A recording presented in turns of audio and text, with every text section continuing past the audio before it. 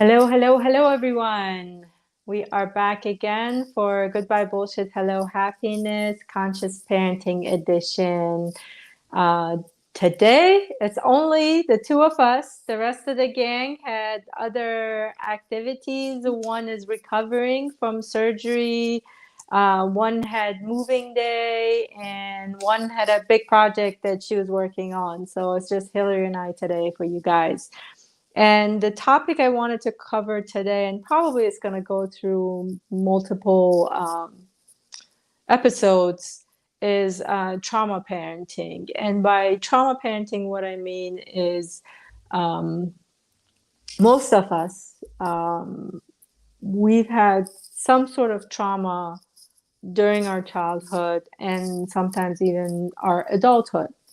And when we have those kind of trauma, especially if it was trauma related to mom and dad, you know, pretty much didn't feel like you had good role models or just didn't get the love, attention, whatever it was that you needed.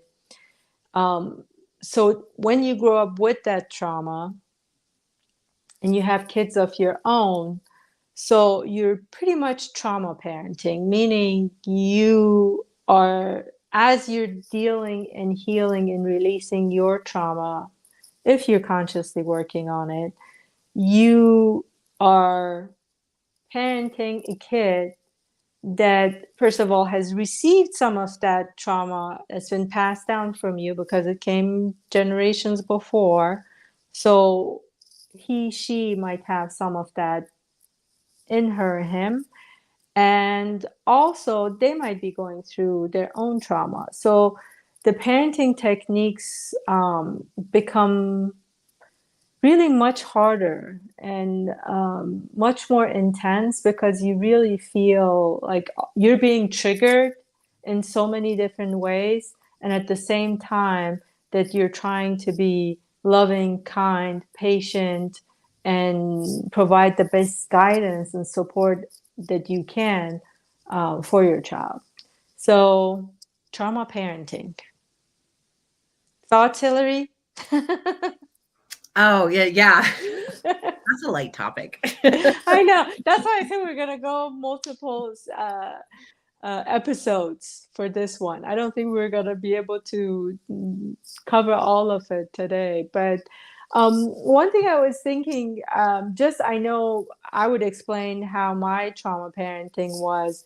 Um, Again, everybody, back to if you are doing you and you love your kid, you're doing your best. Don't take any of this stuff or anybody telling you what to do as a sign that you're a bad parent or you're doing something wrong. You do you and love your kid, and you're doing a great job already right there. Um, because again, when it comes to trauma parenting, nobody can guide you. It's not going to be in any books. I know for myself, everybody knows my story. I've put it out there several times, but I've had trauma as a kid growing up, um, and also through my adulthood. And then I was in the process of releasing my stuff. And then here comes Ilya. And as I'm trying to parent him and release my stuff, he is going through, well, passed down to him trauma of the divorce and his parents not getting along at all, and trauma in school of being bullied with kids, bullied with staff, and a lot of other things. So it's just trauma overload. And there are times that you just have to throw in the towel, and it's just like, um, I don't know what to do, and I'm doing my best. And there were a lot of times that I would just sit and cry because I was like, I have no idea how to get him out of this or how to help him, how to support him. But what I have seen, or it's not a but, and what I have seen is that the more I have cleared my things, I see the difference in him. He, like, with me changing, he has changed so much. And it's funny, if there, like I said, if there's a little bit in there, he brings it out somehow for me to clear it up, and it gets, both of us shift to a better place. So yeah. And we go back to the wine really helped during those traumatic parenting days. Yes. No, because imagine, like, I know when I first had Ilya, I gotta tell you the story. Ilya cried 95% of the time. Oh gosh. He was not colicky, and anything they would tell me to do, like, oh, put him this way, do this, take him to, like, oh, you got to put him in the car and take him. This kid, as a baby, would arch his back, so I couldn't, like, when he was crying, so I couldn't put him in the car seat. Like, there were times I literally have to elbow him to get him to, like, get in the car seat and for me to lock him up in there. And he would just cry, cry, cry. And there were times I would put him on top of the bed and he would cry, and I would sit next to the bed and cry because nothing would soothe him. Absolutely nothing. And everybody's looking at me like there's something wrong with me. And I had the nice idea of traveling with this kid. Oh my God. After 2 times, I said, one time was with a car with friends. And we got there. I stayed, I think, for like maybe half a day or maybe the night. And in the morning, I said, I'm out of here. I can't do this. Oh. And then the whole plane ride the second time was, yeah, very lovely. So there's my story. One of the traumatic experiences that was enough to give me PTSD as a mom. I swear, up until like 4 years ago, if I heard kids crying, I would just, like, you don't know what my body would have such a bad reaction to kids crying. Like, it's just like, oh my God, just shoot me now. I can't be here. Yeah. You're reminding me of a story when I forget how old Nicholas was. He was young enough to do the things you're talking about, but he was at daycare, and I had driven to pick him up, and he just wouldn't get in the car, wouldn't get in his car seat, the whole thing. And so I remember just putting him in the car, and I just put him in the car, like in the back seat, and I just closed the doors, and then I sat on the curb in front of the daycare crying. And the director came out, and she's like, are you okay? And I'm like, I just don't think I'm cut out for parenting at all. It's probably too late, but so, I get it. Yeah. I get it. And to be honest, one of the things, because again, at that point, a lot of problems in my marriage, and Ilya was just born. And like I said, he was crying all the time. And I'm serious. This kid, like, anything you do, like, the only way he would stop, he would pass out. Oh, wow. Okay. It was really bad. And I remember telling my sister that now I see, like, before, like, when those parents that kill their babies. Oh, yeah. And I'm like, and I would be like, well, how can they do that? I told my sister, I have a new perspective for those parents that did this. Like, and I told her, I said, don't worry, I know myself, I'm not going to do it. Yeah. But now I can see it from their perspective, because, like, and my depression, my postpartum was not really, it was very mild. But imagine if you have postpartum depression, or maybe you're just a single parent, a lot of other things that goes in there, and you have this kid that's just crying nonstop, and you just don't know what to do. Yeah. So, yeah, that was one of the. My sister was like looking at me. Are you okay? Are you sure? Exactly. Yeah. Do we need to worry about you? I'm like, I got this, but Yeah. I'm not gonna kill him. I'm not gonna kill myself. But I see from their perspective now. Absolutely. And no one could prepare you for any of the feelings that come with parenthood. And I think one of the biggest things I wish I had realized early on both as it pertains to this topic, trauma parenting, but just parenting in general, is that I cannot parent my child the way I would have parented myself, which is essentially what I was doing. What would I like? What would I need? But Yeah. that's what felt familiar. And I didn't even try to parent the way my parents did, because there was a lot of, there's a lot of strife in the house, and that I didn't want to carry over here. So I absolutely get it. No, that's perfect though. What you're saying is exactly, where we get into those trouble areas, is that you're trying to be very different from your own parents because you're like, well, that didn't work, that didn't have a good result. I know that. I don't want to do that. And then you're like, okay, let me see, what did I want as a kid so I can do that for him or her. And then you're also trying to pick out, like, from outside, like, well, what are they doing that seems to be working, or it seems to be good?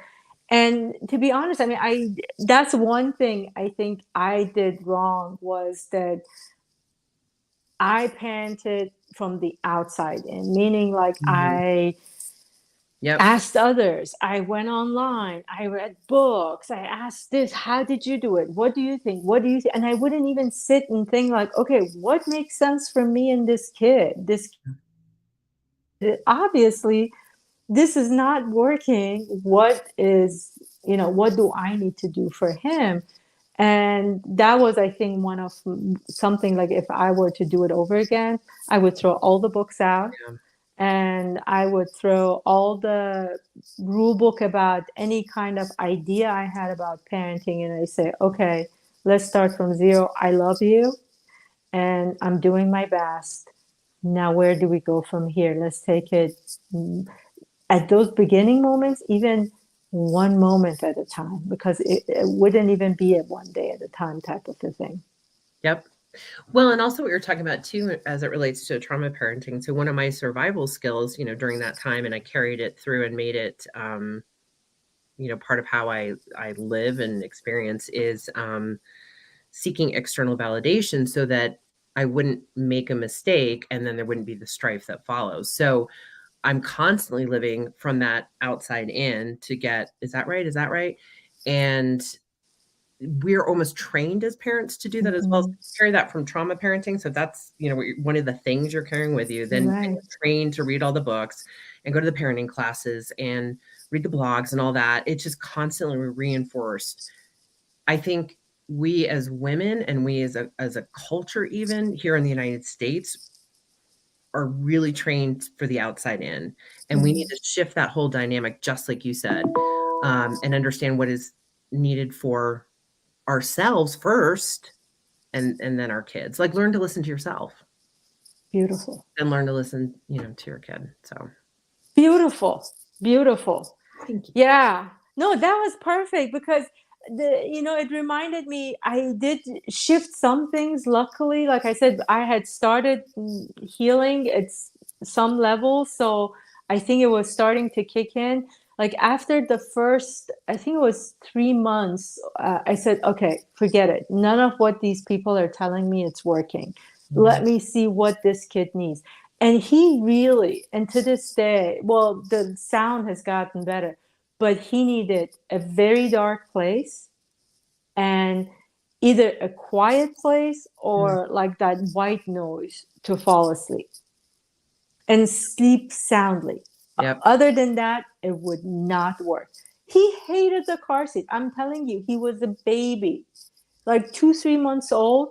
And I had to, like, every time I had to, like, force him. The stroller, for whatever reason, the stroller, he wouldn't mind. Mm. Hated the car seat. Yeah.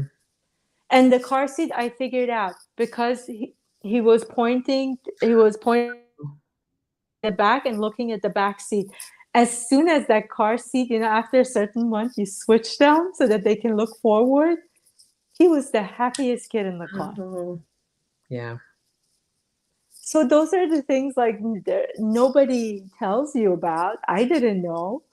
If I had known, like, okay, but had I, going back to your point too, had I been parenting from inside out, I would have been more in tune with him. Okay, this is not working. Let's stop doing something that's not working. Let's play with this. I know what the law says, but what works with this kid? Yeah. He's miserable in the car. I'm miserable everywhere we go. So what can we do? Yeah. 100%. And that trust factor as you're talking, trusting, like, I think sometimes we get those little messages and they come in ways of just, oh, that feels a little bit off, or that doesn't feel right. But you brush that off because, again, you're getting the external messages. And if we learn to trust those and listen to them and have them amplify and then really follow them and then get that reinforced. And I think that that's something, though, also when you have a traumatic upbringing or even just experiences, that you become hyper vigilant and you don't trust the stimuli that you're receiving around you because it's always amped up. Mm-hmm. So learning to take things down and trust the kind of that internal compass. So how did you, in your parenting career, how did you gain that trust, start to gain that trust in yourself and started to listen to yourself more and more? What were those times? What was the clicks or things that helped you get into that space? That's such a great question. Part of it is more recent, working with you, quite honestly, just to release and clear some blocks that I've had from growing up. I think another part of it, just throughout the parenting career path, as you talk about, was developing a connection to my son that I just kind of was able to listen and feel and kind of get him that way. And then I trusted that feeling, and I trust that feeling because it felt very natural. It felt free. It felt kind of just floaty and present. And I could tell when it was gone, and I could tell when it came back. Tactically, how that showed up is I asked a lot of questions, and it's hard to be present. I think we talked about this in one episode. It's really hard to be present in a moment, but I kept trying to be as present as possible to really understand. And I thought, this is my most important job, not to be cliche, but I really need to, type A this one in a way that I'm just focused. So I think that's some of it. How about you? I think some of the same things that you said, because like I said, it was the connection I made to him. Like, okay, this is not working, and let me see what he needs. Mm. And then, which was like, okay, he needs to sleep this way. And then I noticed for myself, again, going with that, trusting yourself and, connecting with him. I would sit and notice, like, what are the times that he's getting like this agitation and crying? What's happening to him? And I notice when he's getting like, when there are too many people that come around him and it gets overstimulated, or there's too much noise around him. And part of the other thing was that I saw him wanting to move Mm. and communicate, and it felt like his brain is much faster and older than his body. He's like, and it felt like, I want to move, I want to go do these things, and I want to see these things, and I want to say, talk, communicate, and I can't, and I'm stuck in this body that you just keep turning me this way and turning me that way. And then, so I started getting those cues from him, like, okay, he needs more, he's tired now, he wants me to pick him up. And I would notice like which part of the house he would get quiet that he liked. And I still have the butterfly bush. The butterfly bush with the butterflies always calmed him down. That was his favorite spot. Like, I knew if I get him there, he likes it. He's happy. Like I said, stroller, loved it. The other one, car seat, hated it. Did not want it at all. Or even talking, I started like teaching, like as I would talk to him, I would use my hands, and it wasn't like a sign language, it was my own made up sign language. So he could communicate with me. So he was really young when he could just like little things to tell me. And then and that got him to be able to talk. Well, I say talk, but apparently I was the only one that I could understand what he's saying. Like, he would say stuff, I'm like, and people are like, what did he say? I'm like, what, you didn't understand that? This is what he said. And they're all looking at me like, no, we didn't understand any of it. That's something between you two. But that was it. Going back to your point, it was that I started trusting myself and trusted getting like those feelings that he's giving me and seeing him in those cues, knowing, okay, no, let me, and not being afraid to try different things. Like, okay, I'm not going to break him, let's try this. Anything is better than this kid crying all the time. So let's just try different things that, it feels right. And anytime I went with that, like what you were saying with those feelings that he was giving me, it worked. And anytime I used somebody's suggestion, it was a disaster. Yes. Yeah.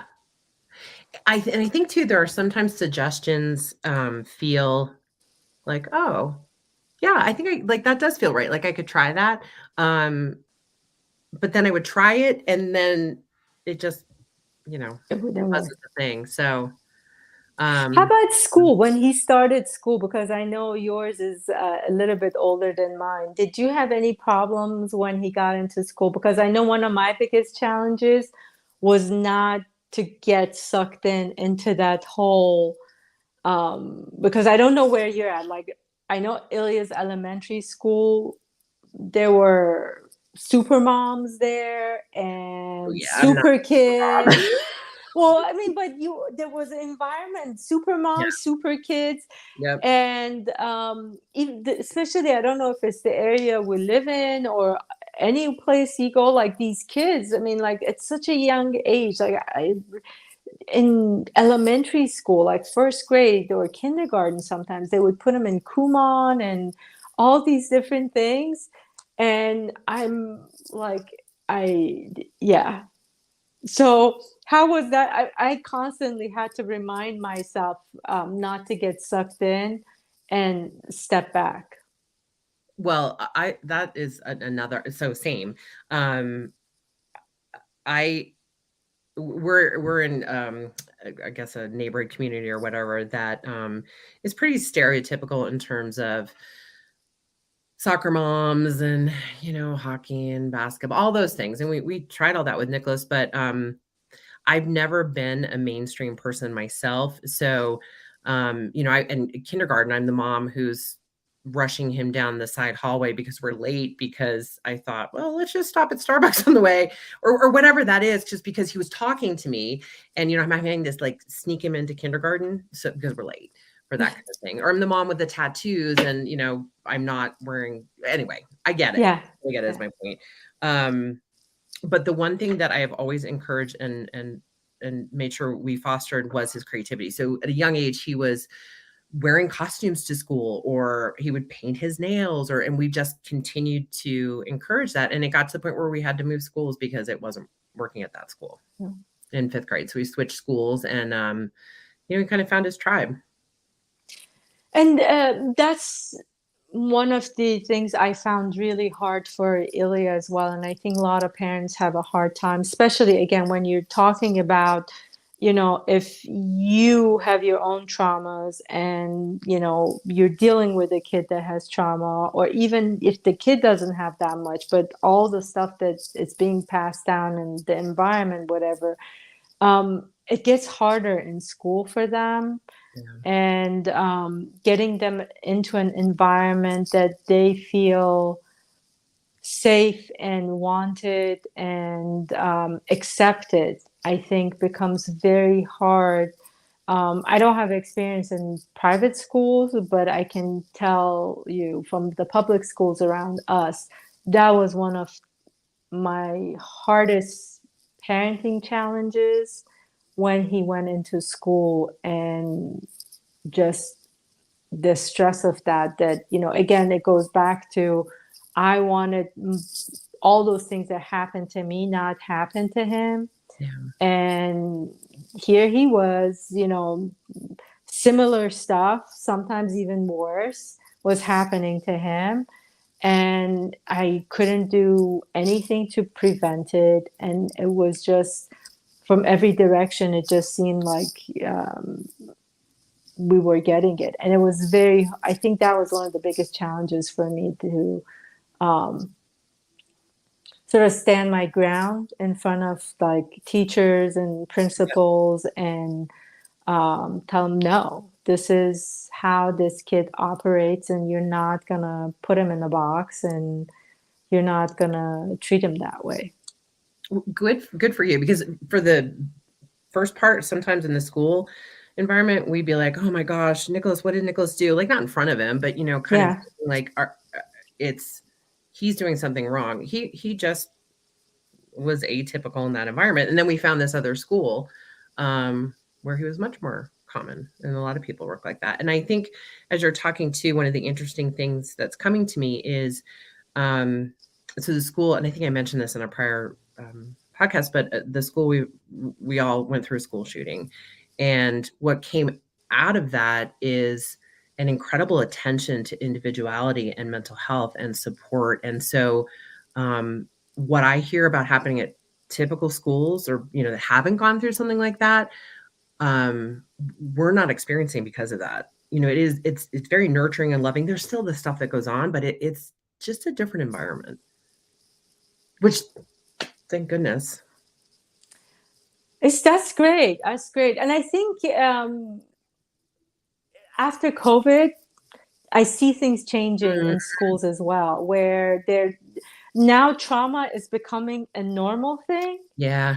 So they realize, like, okay, every kid is going through something. Because what happened, I think, Ilya's high school that he's in, he just went into high school, but the year before, actually, it was during the summer. It wasn't even the year before. During summer, a kid committed suicide.